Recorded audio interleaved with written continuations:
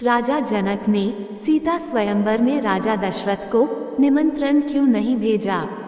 जैसा कि हम सब जानते हैं कि राजा जनक एक प्रतापी महाराजा थे और साक्षात लक्ष्मी स्वरूप सीता महाराज जनक को हल जोतते समय घट से प्राप्त हुई थी।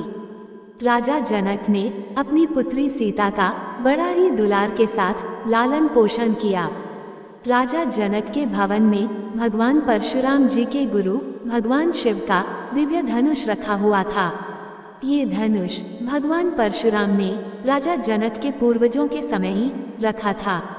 भगवान परशुराम का ये शिव धनुष इतना भारी था कि इसको जनकपुर में देवी सीता के अतिरिक्त कोई भी हिला नहीं सकता था।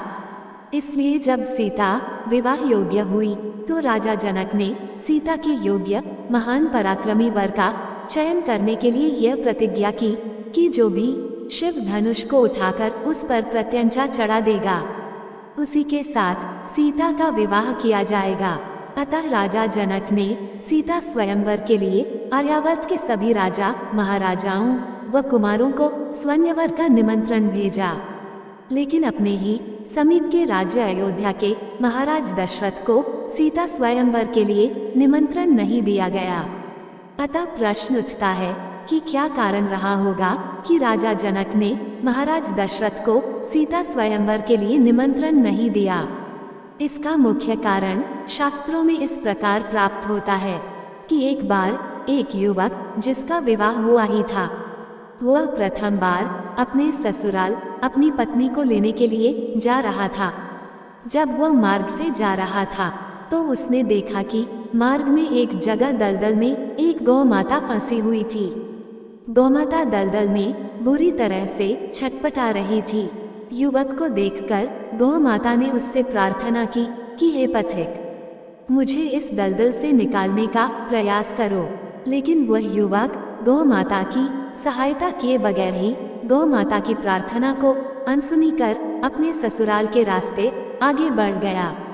जब उसने गौ माता की प्रार्थना स्वीकार नहीं की तो गौ माता दुखी होकर उसे श्राप देती है कि तुम जिसके लिए यहाँ से प्रस्थान कर रहे हो, जब उसे तुम देखोगे तो आंखों से अंधे हो जाओगे।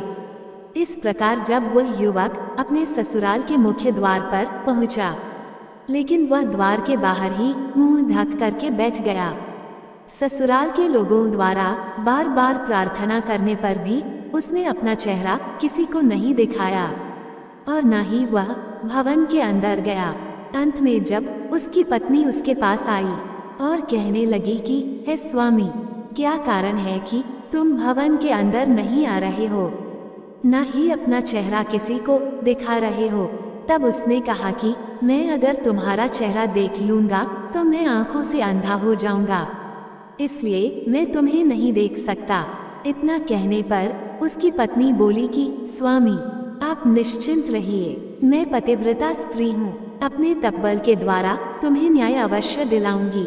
ऐसा विश्वास दिलाने पर जब उस युवक ने अपनी पत्नी का चेहरा देखा, देखते ही वह अपनी आंखों से अंधा हो गया। जब वह आंखों से अंधा हो गया तो उसकी पत्नी उसे अपने राजा जनक के दरबार में लेकर पहुंची। उसने राजा जनक को सारा वृतांत कह सुनाया। वह राजा जनक से प्रार्थना करने लगी कि हे प्रभु, ऐसा यत्न कीजिए जिससे मेरे पति की आंखों की ज्योति लौट आए। जब राजा जनक ने उन दंपति की यह बात सुनी तो राजा जनक ने विचार विमर्श के लिए अपने राज्य के सभी विद्वान पंडितों की सभा बुलाई।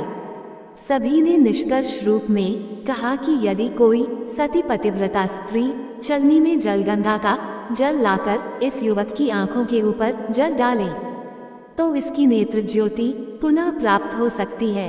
तत्पश्चात राजा जनक ने अपने राज्य में ढिंढोरा पिटवा दिया कि हमारे राज्य में कोई भी सती स्त्री यदि चलनी में गंगाजल लाकर इस युवक के नेत्र पर जल डालेगी तो उसे हम पुरस्कृत करेंगे।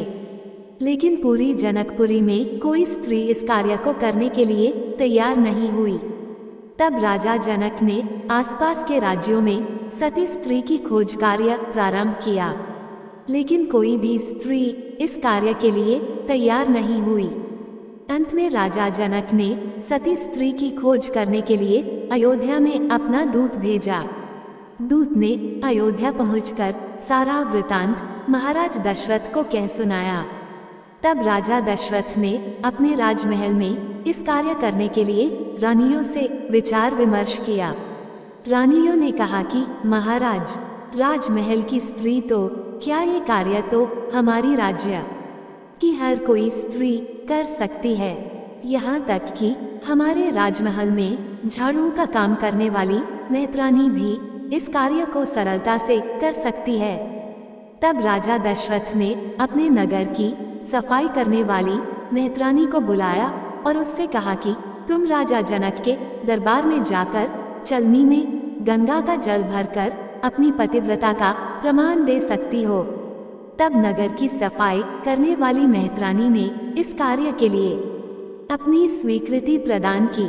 तत्पश्चात राजा दशरथ के कहने पर वह मेहतरानी दूत के साथ राजा जनक के दरबार में पहुंचती है और राजा जनक के कहने पर चलनी लेकर के गंगा किनारे जाकर अपने पतिव्रता तप से चलनी में गंगा का जल भर लाती है।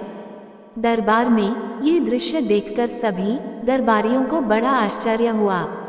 तब उस मेहतरानी ने गंगाजल से उस युवक के आंखों पर छिड़काव किया। तत्काल उस युवक की आंखों में ज्योति प्रकट हो गई।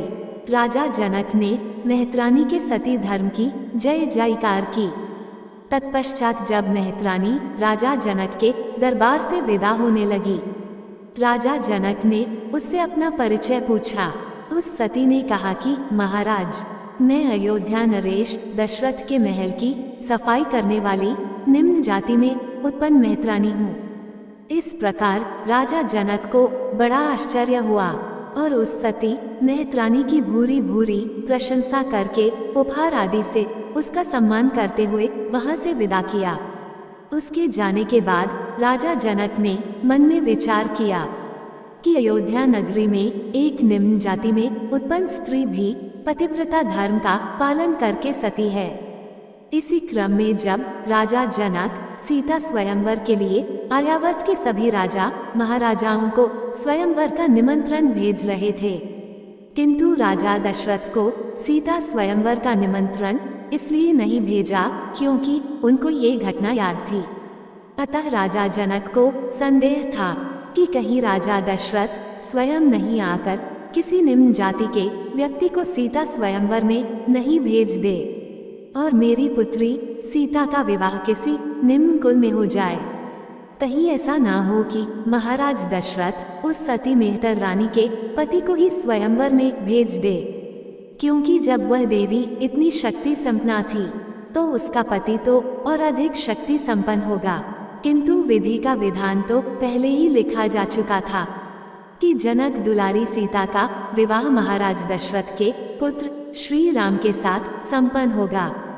सो विश्वामित्र के साथ भगवान श्री राम और लक्ष्मण जनकपुरी में जाकर श्री राम शिव धनुष को भंग करके सीता को वरण करते हैं। जय श्री राम।